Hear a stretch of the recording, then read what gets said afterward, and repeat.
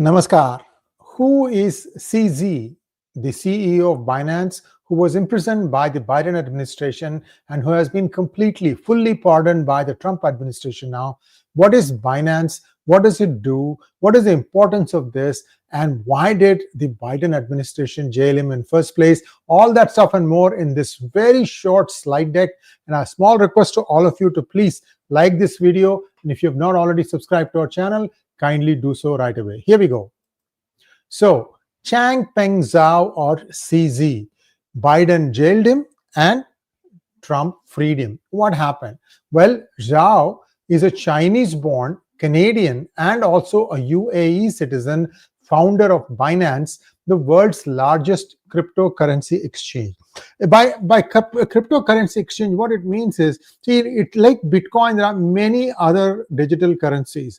And all these things are brought in one place. And viewers, if you have an account on Binance, you can do the trading between those. You can sell this, buy that, if you think that that's going to go up higher in value. And basically, it's like NASDAQ exchange. You have Binance. Binance is by far the biggest. Their claim to fame is the low-cost trading fees. Plus, they have their own coin called Binance BNB, Binance coin, and that gives you even more, cuts in terms of costing. So it's a very compelling option for those who are trading in digital currencies to get on the Binance platform. So I'm going to talk to you about why he got jailed in the first place.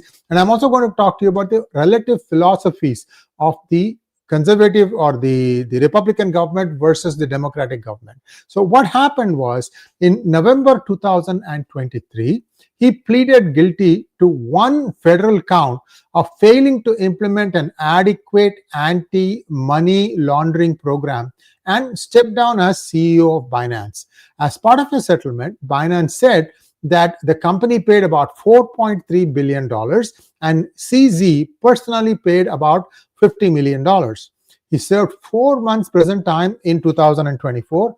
Prosecutors had sought about 3 years of time in prison for him. Then, why was he prosecuted? The Biden administration alleged that Binance, under his leadership, allowed large volumes of transactions that violated or skirted United States sanctions laws and Bank Secrecy Act regulations, including transactions linked to terrorist organizations. By the way, in the Binance platform, on the Binance platform, you can take a digital currency and you can get a local currency. For example, in dollars, you can get dollars for your digital currency. There is a way they'll tell you, okay, this is how much this particular digital currency is worth per coin. And then you say, okay, fine, I'm going to encash it. And you can encash it. Likewise, you can also pay in the local currency and buy these coins. So it's a two-way street. Binance also allows multiple currencies to be traded in this way. So supposing you are traveling somewhere and you are short of local currency cash, you have a Binance account. You could go onto your account and say, okay, I'm going to sell this one digital coin, and then in exchange for that, I want to get the local currency. You can do that too. So this is a fairly convenient platform. The question was, did this platform allow money launderers to get away scot-free? Now, as a rule, many of these digital coins, unless you are able to get into the blockchain access to find out where the money came from and where it went, these are all money laundering tools. It doesn't matter whether it is Bitcoin or it's any other coin. The charge against Zhao was that he failed to maintain an effective anti-money laundering program, which is required for financial institutions operating in or touching the US market. Then what happened? On the 23rd of October 2025, Trump issued a full unconditional pardon to Zhao. The White House framed it as part of Trump's reversal of the previous admin's approach to the crypto industry. They claim the prior admin targeted crypto and that Zhao was prosecuted despite no identifiable victims. The pardon comes amid the crypto sector's rising political influence and the Trump family's increasing involvement in crypto ventures, including deals involved with Binance. Let me tell you the philosophical difference between the Biden administration and the Trump administration. With the passing of the Genius Act, now what the Trump administration is saying is, look, we're not against any digital currency. Let them survive, let them thrive in alongside the stable coins, which is what we are after, because we are saying stable coins are those digital currencies that have an asset backing them. The others, you have to find out what is the asset behind XYZ coin. For example, Bitcoin doesn't have any asset. So how does one value the value of Bitcoin? All we know is that there are 21 million Bitcoins, about 19.8 have been mined already. Therefore, because it's a fixed supply, the cost of mining is going up, and the cost of Bitcoin also is inching up, because people see that, oh, this is a very valuable tool. What about all the other digital currencies? I can't even name more than 2 or 3. Dogecoin, that's something that Elon Musk has promoted. That's one. Then there is the Ether. So there are a few things that I can think of, but my point I'm trying to make here is that the Biden administration was against all these coins. It wanted to come up with its own CBDC.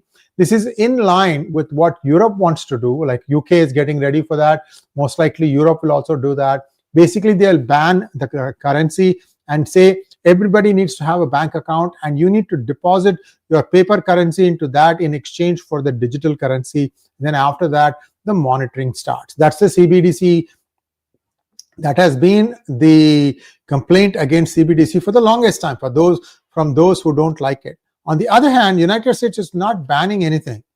It doesn't want to have its own CBDC either. It wants to have a democratic platform where others can also thrive. If you are good, you will find the market you want. So this is where the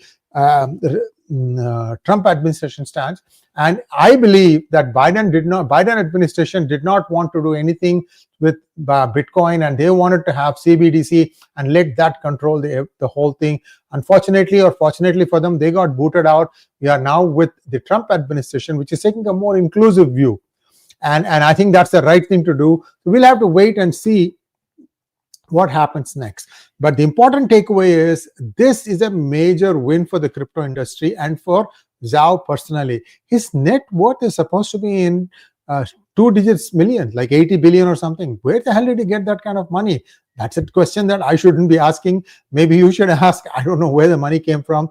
We have a few reference links. You can take a look at that to get a little bit more deeper understanding of Binance.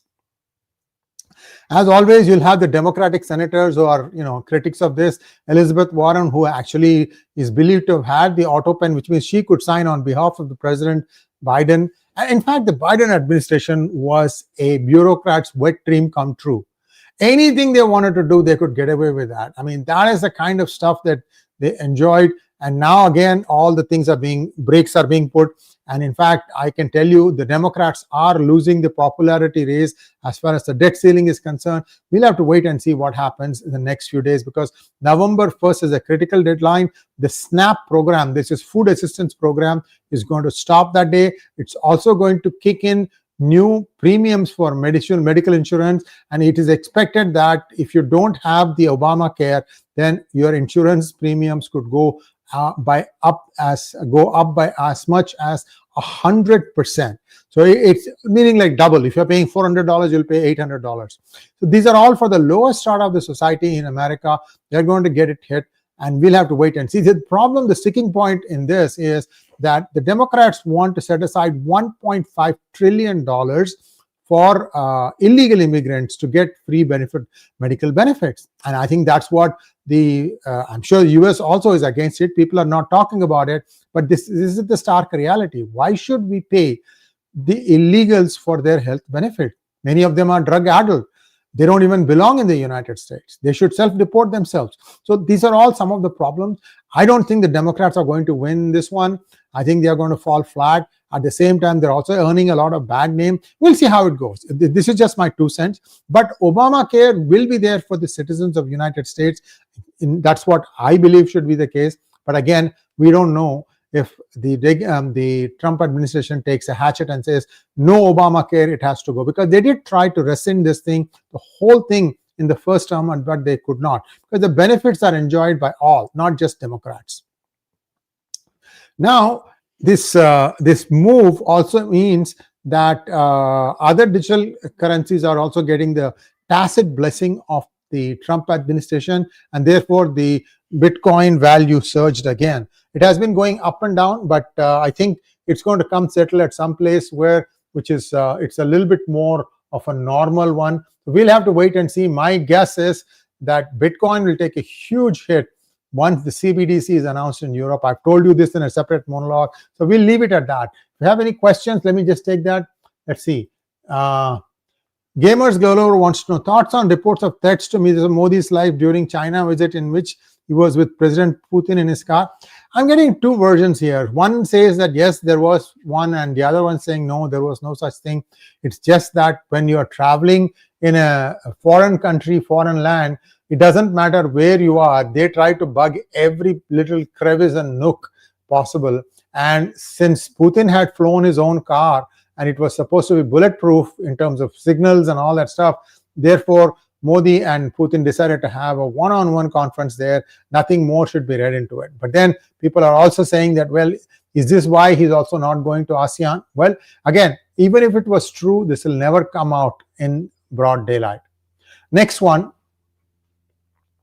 Gamers Galore again. Does Vivek have a real shot at Ohio governor election? Oh, absolutely. He has come in with a fresh set of ideas. I think the Ohioans understand where he stands, and I think it is going to make a difference. And Ohio is actually a very pivotal state. It's one of the states that can actually turn around and say, okay, this is what we are going to do moving forward, and set an example for the rest of America. Usually it was California that was doing that, but California has fallen away right now. I mean, it's just like a deep pit right now. All right, so here we go. That's all we have. Thanks for watching. Please like, share, and subscribe to our channel. Don't forget to click on the bell button for notifications. Namaskar.